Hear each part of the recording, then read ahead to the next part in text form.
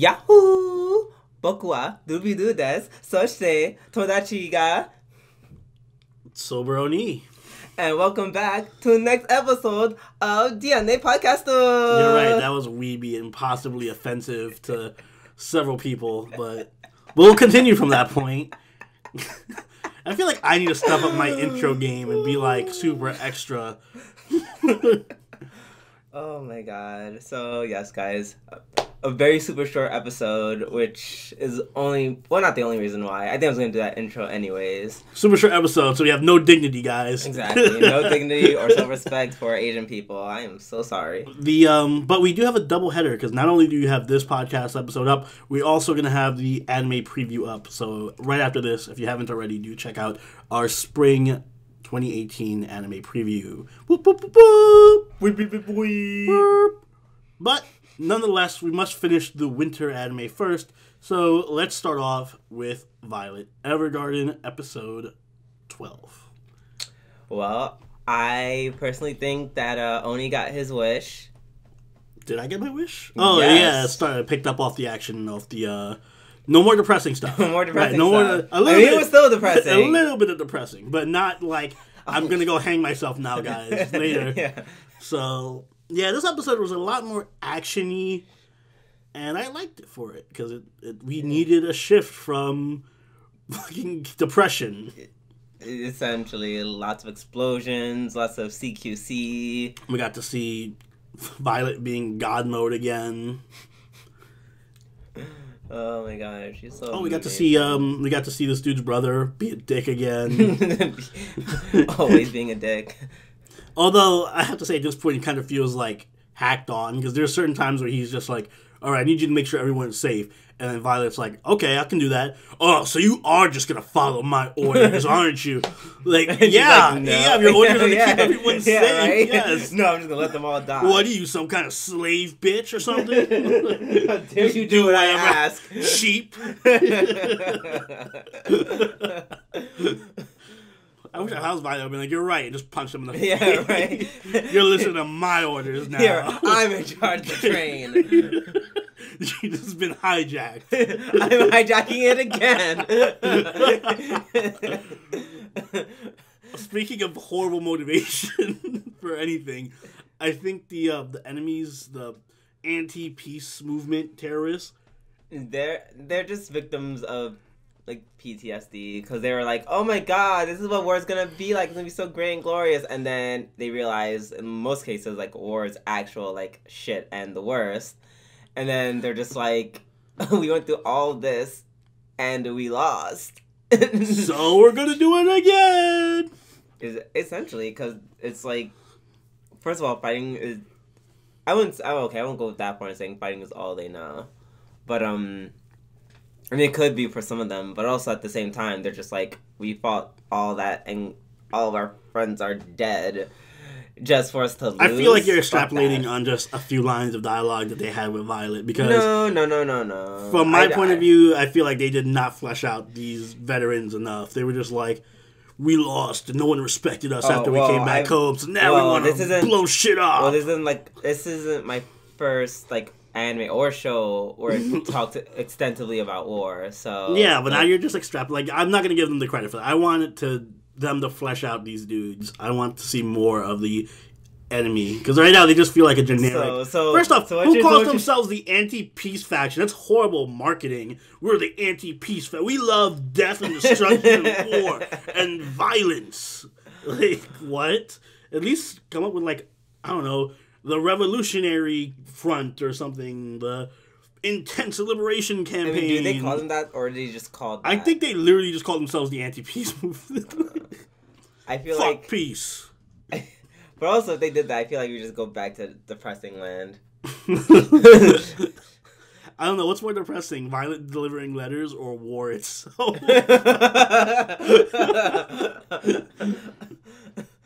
Oh, God.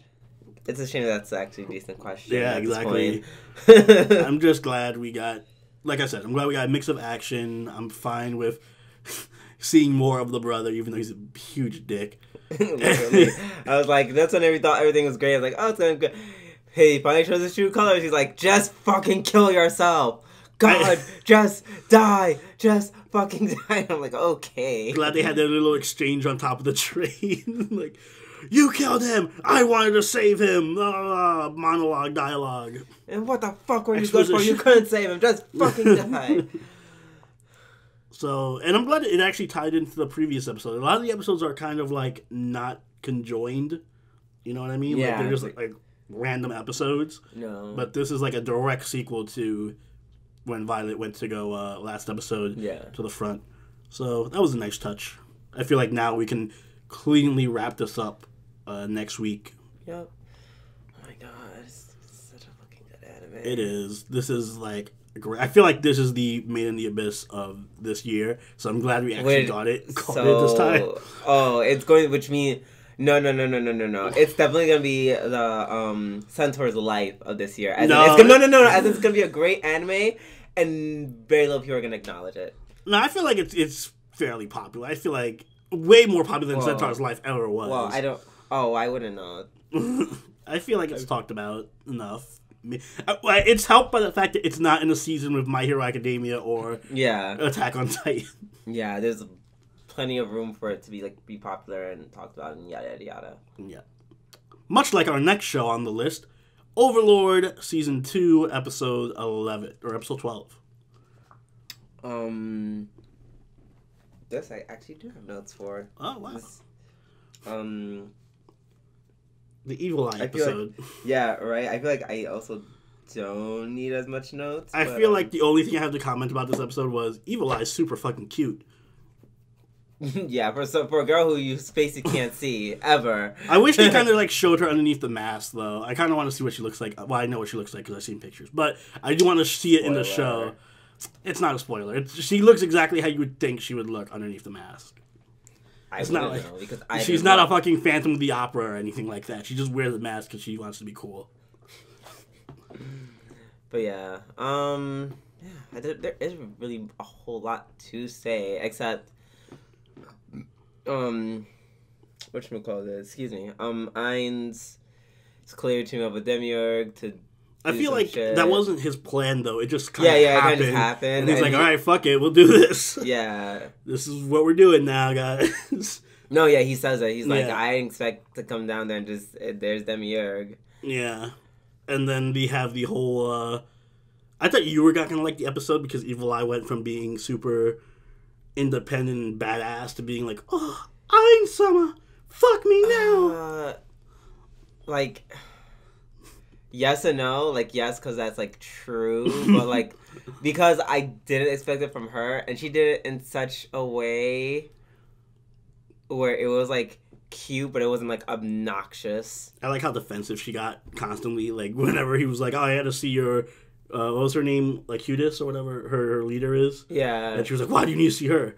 And then he was like, oh, she must be thinking we're trying to plan something, or she must be weary about us. Yeah. Evil Eye being cute was pretty much the main focus of the episode. Pretty much. Although we did have the ending scene. Did you see? I don't know if it was an after credit scene with the princess. Oh, who was like, oh yeah, I'm totally going to just get Climb killed. Yes. And it doesn't matter because I'm just gonna resurrect him. I'm gonna kill Climb and resurrect him and then nurse him back to hell. Yeah, I'm just like, wow, you bitch, you really are crazy. Which I appreciate. I feel like Albedo needs to be in this arc. If there was any arc that needed Albedo, it needed to be this one because I would love to see her interactions with the princess, and I would love to see her interactions with Evil Eye.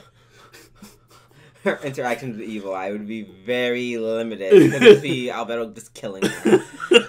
And with the princess, I think they'd be like, oh my god, we both love crazy. Yeah, we both love someone in a very unhealthy manner. How would you kill your loved one? Oh, I would totally get him killed in battle. Me too. No, she's like, no, I'd never kill him. I'd love to get killed by him though. Yeah, we needed two Yanderes in the Overlord universe.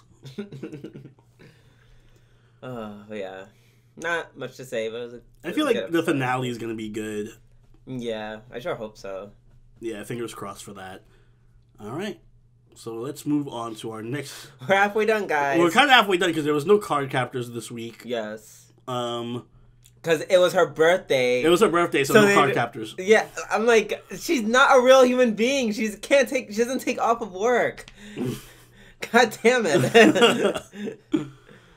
I need to celebrate Sakura. So, next up, shit, is this really it? This and Fate Extra? Alright. Next up, we have Yono Oshigoto's finale. Oh, right. Your cursor was like over Fate Extra, so I was just like, oh, I guess we're done. Like, right. Well, Ryuuou Oshigoto episode 12, which is also the finale. Yeah, it was pretty much the same feeling I had for Citrus. It was like, all right, this was how it's supposed to end. Yeah, right. It was a by the numbers kind of ending, just what I expected. Yeah. We needed more Red Eye. We needed more. Yep. That's one of my critiques for the entire season. I think. I feel like. If talking about this final episode is going to be me going into the score, so say what you want to say, and then I'll go into my score of this. So, I mean, I don't have much to say about the final episode because nothing really crazy happened, but I guess it's going to be my overall opinions as well because it's a pretty generic final episode. So, my final opinion on it is pretty much, I liked it. It was a nice show to watch weekly. It's like a weekly treat to watch, but I think it could have been a lot better because it did have moments where it was really, really good. Like that whole episode about what's her name, Keika, about Keika's history and how she became shogi and all of that. And I like her character arc kind of wrapped up with her being a pro now, but I feel like if they had dedicated more time to the side characters, like even Ginkgo and Red Eye, outside of like their 1 or 2 episodes that they got, it could have been a lot better. I like Blue Eye, but I don't know. I feel like the cast is stronger than just Blue Eye and the asshole Yaichi. Also, I'm not a big fan of that whole forced drama thing anyway, so yeah. You didn't rate it. Oh, well. I wanted you to give your opinion. No. You rate it first. All right. For once, you go first. Because my rating's always going to sound harsh. Because... All right. I believe I gave Citrus a 7.5. I don't think this was as good as Citrus by any measure. I don't think it was significantly worse, though. And it did have its good moments. I'm going to rate it a 6.5. I think if it had a stronger ending, I would have given it a 7. But I deduct half a point for that just kind of generic ending. Didn't do enough with the characters. But overall, I would say it's better than average. And it's worth watching. If you have nothing else to do on like a weekend or something and you just want to watch something cute and fun, watch this. It's not a bad show. Oh my god. For once, we agree. Really? I also gave it a 6.5. And I also took off a 0.5 for the ending. Yeah. Because it's so, blah. I guess 6.5. There's a part of me that almost wants to give it a 5. Literally only because I literally only really enjoyed, the first half. Yeah, the last arc was pretty bad. The last arc felt super hacked on and kind of, not hacked on, but poorly executed. It was... No, I'm going to give it a 6. And this is why... Damn, we were finally in sync for once. I know. No, I'm going to give it a 6. Because, no, it really left a bad taste in my mouth. Because not only, I feel like them not going into playing on the whole rivalry between Blue and Red Eye. Yeah, that was a big point. That was a huge... They had one fight. Hugest, That should have been the finale. Exactly. That should have been the finale. Because you kind of focused the whole series on... Yeah, I get Yaichi needs his arc too, but I feel like the tension would have been better if it was Blue Eye versus... They really needed to do more with Red Eye. Exactly. Not only did they do Red Eye, but they should have played off the rivalry. That could have been... I feel like that would have been a much better plot point. The fact that they just went straight to Yaichi, and Yaichi, the whole drama thing, and yelling at people, and I'm just like, what the fuck is this all coming? It definitely diverges around episode 8 from being, okay, this is pretty good, to just going... it peaks at episode 8. Yeah, and then it's 7. And it goes to being, generic and then, anime. Yeah, the ending arc is kind of generic. Yeah, you're right. It didn't even do its lowly fan service thing like it normally... all the other... it pushed the envelope in some way. The first episodes did, the first half. Yeah, like it's so weird how like I'm thinking about it, how different it became. Yeah, in like literally span of like a few episodes. A lot of anime do that though. That's why I hate the notion of having. Maybe I should do a video on this in general, like how anime does this thing where it starts in a certain way, but then because it feels the pressure that it's like, oh, it's only a 12-episode season, we have to make sure everything is wrapped up nicely and we have a like conclusive final arc and all that, and then it just becomes a by the numbers like generic, bullshit thing. I don't know. Which is why I kind of like Pantheon Stocking a lot, because it did the opposite of that. I should totally do a video on the genericness of anime endings in certain series versus being open-ended and creative with your endings. Yeah, that's how I feel about Oshigoto. Alright. I'm still keeping the 6.5 though. Anyway. That's fine. Speaking of being open-ended, there's a spectrum in how open-ended you can be, and it quickly diverges into being absolute garbage. So, well, maybe that's too harsh. Into being boring. So, let's go and move on to episode 12. Woo! Episode 9 of Fate Extra, Last Encore. 12. 9. 9? Or on episode 9? Yeah. Were that many episodes behind? No. There's only 10 episodes. Oh, that just lied to us. Yeah, there's 3 OVAs. It's Shaft. Fucking Shaft. Like, if you guys can see my face right now. It's Shaft. I just look so disgusted and confused at the same time. It's Shaft. Shaft is... Like, I love Shaft, but I also hate how pretentious they are with their release schedules. There's like, we can't just do a normal season. We have to fucking chop it up into movies and string it across multiple seasons and have awkward numbers of episodes and do OVAs and special release events. And it's so annoying. Just make a regular season. Yeah. Just make a regular season and maybe make a regular adaptation. I don't consider this an adaptation. I really don't, because this is so far. It's so crazy, like how much I agree with Oni, despite me not even playing the game, and that's only because literally everything that's happening to every character, and I hate when this happens in anime in general, which is another reason why reasons why I hate certain shonen animes like Naruto and Bleach. It's like, certain characters, like, they are... Everything around the circumstances are always the exception. Always the exception. This is all that this anime is. This anime is the exception to, like, the actual how the world works within it. Which is, like, there's which no is already vaguely defined. Yeah, so there's no baseline of what I'm supposed to be getting. It's just like, oh, everything that's happening to you... It's an exception. So it's not supposed to happen.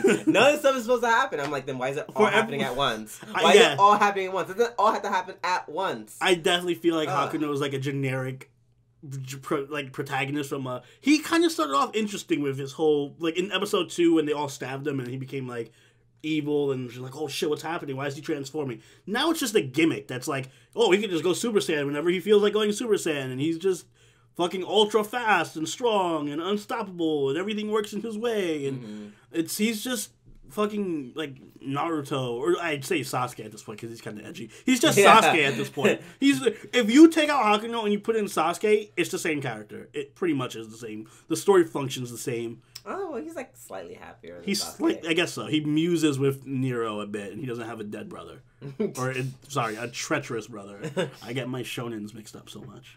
I mean, what? No, Itachi is both. Well, he's both.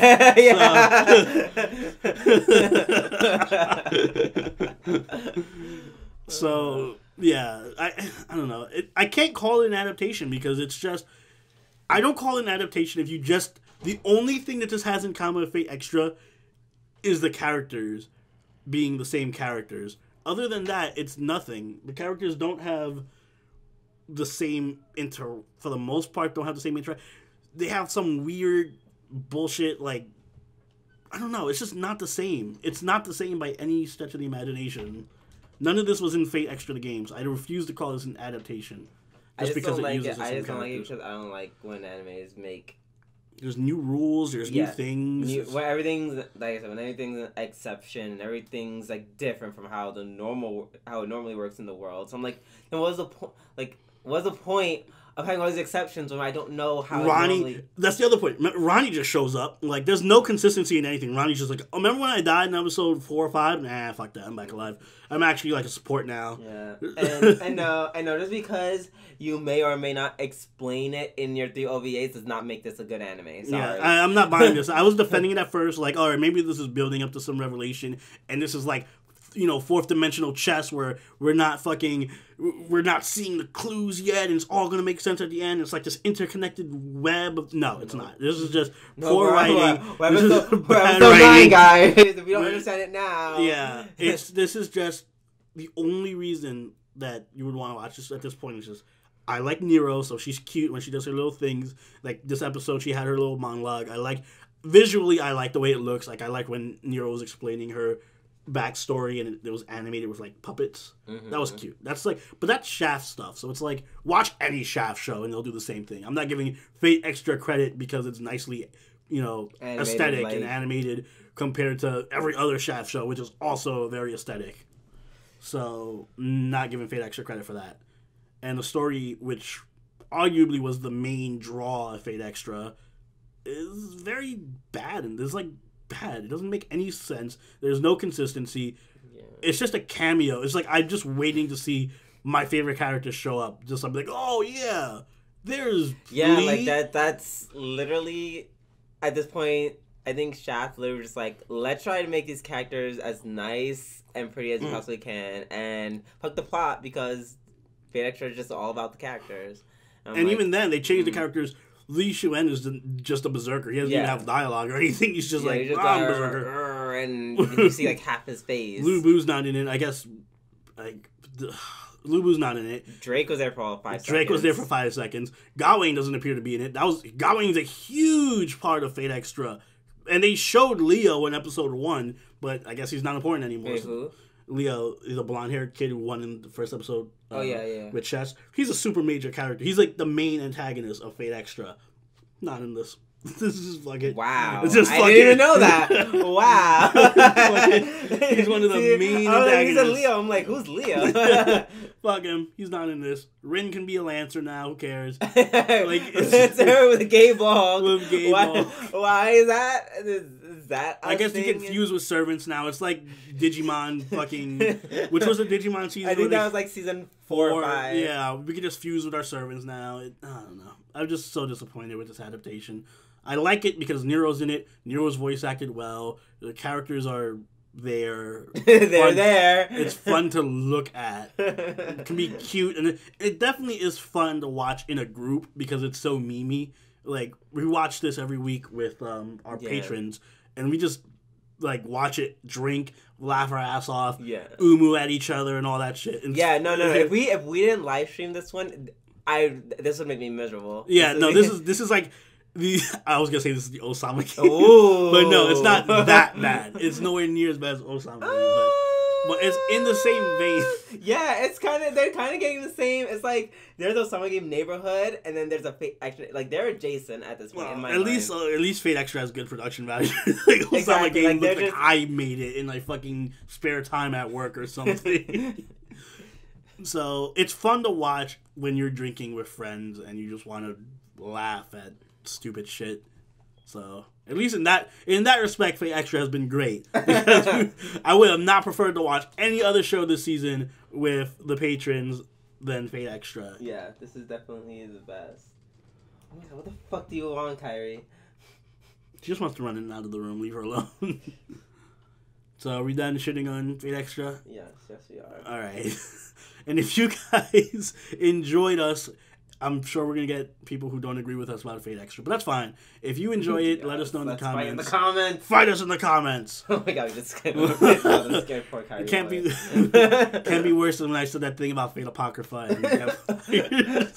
Vampires! I want more vampires! This anime would be vastly...